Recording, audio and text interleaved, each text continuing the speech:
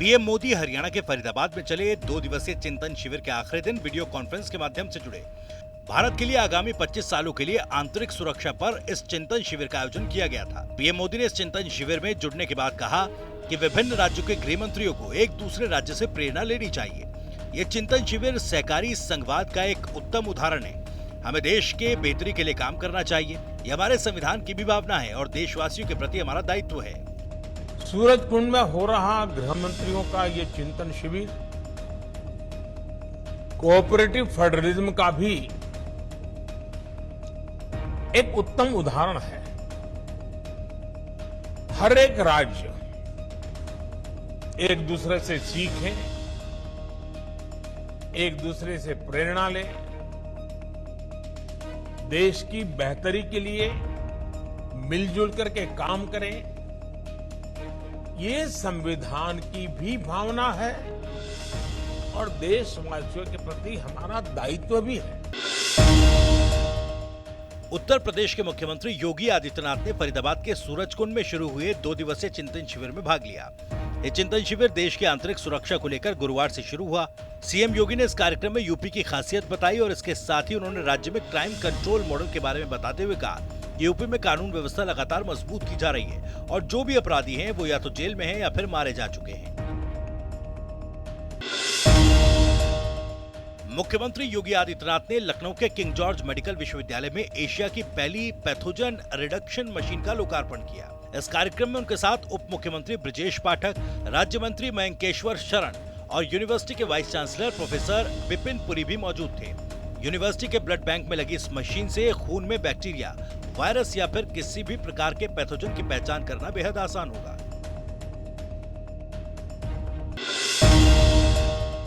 पूर्व मंत्री शिव बहादुर सक्सेना के बेटे आकाश सक्सेना ने समाजवादी पार्टी के सीनियर नेता आजम खान की विधानसभा सदस्यता खत्म करने के लिए चुनाव आयोग को पत्र लिखा। इससे पहले एमपी एमएलए कोर्ट ने आजम को हेट स्पीच मामले में 3 साल की सजा सुनाई। इससे पहले आकाश सक्सेना ने आजम के बेटे अब्दुल्ला आजम की फर्जी डिग्री केस में उनकी विधानसभा सदस्यता को समाप्त कराने के केस में बड़ी भूमिका वो निभा चुके हैं। बीजेपी सांसद ब्रजभूषण शरण सिंह ने पूर्व कैबिनेट मंत्री अरविंद सिंह गोप के बड़े भाई अशोक कुमार सिंह को श्रद्धांजलि देने बाराबंकी पहुंचे। इस दौरान उन्होंने कहा कि अरविंद सिंह गोप उनके रिश्तेदार हैं और बचपन के साथी भी हैं।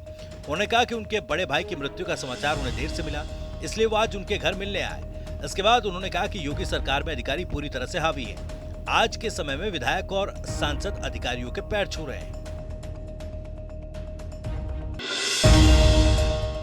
प्रयागराज विकास प्राधिकरण और ग्लोबल अस्पताल मामले में इलाहाबाद हाईकोर्ट ने ग्लोबल अस्पताल के संचालकों को राहत देते हुए ध्वस्तीकरण की कार्रवाई पर रोक लगा दी। कोर्ट ने याची के मकान का नक्शा समेत दिए गए प्रत्यावेदन पर विचार करते हुए नए सिरे से आदेश पारित करने के लिए कहा। अस्पताल में कथित तौर पर रक्त प्लेटलेट्स के बजाय डेंगू मरीज को फलों का रस चढ़ाया गया था। नगर आयुक्त इंद्रजीत सिंह ने लक्ष्मण मेला पार्क जाकर छठ पूजा की तैयारियों का जायजा लिया, जहां उन्होंने घाट पर साफ सफाई, लाइटिंग, पार्किंग और महिलाओं के शौचालय को लेकर किस तरह की व्यवस्था की गई है इसका जायजा लिया।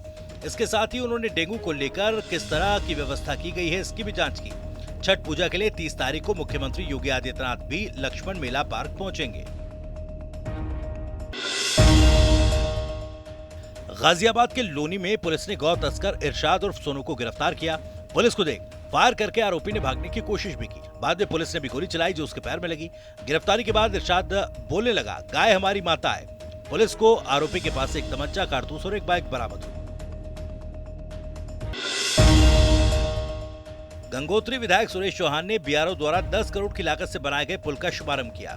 ये पुल नेरौंग बॉर्डर पर सामरिक दृष्टि से महत्वपूर्ण है। इसे सेना को समर्पित किया गया।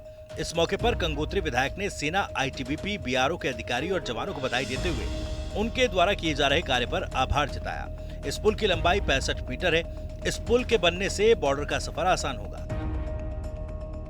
बीआरओ के हमारे तमाम जितने भी अधिकारी हैं उन सबको, सेना के हमारे तमाम अधिकारी, आईटीबी के हमारे तमाम अधिकारी, सबको बहुत बहुत बधाई देता हूं कि हमारे जो सुरक्षा के दृष्टि से जो ये काम माननीय हमारे यशस्वी प्रधानमंत्री माननीय मोदी जी के द्वारा, हमारे रक्षा मंत्री माननीय राजनाथ सिंह जी के द्वारा जो बॉर्डरों को बहुत अच्छा और अपने सेना के जवानों के लिए सुगम बनाने का जो प्रयास किया जा रहा है, उसके लिए मैं बीआरओ के तमाम जवानों का, बीआरओ के तमाम अधिकारियों का बहुत बहुत आभार व्यक्त करता हूं और बहुत खुशी है, क्योंकि पागल नाला बहुत बड़ी स्थिति थी और ऐसे कई पुल यहाँ पर बन रहे हैं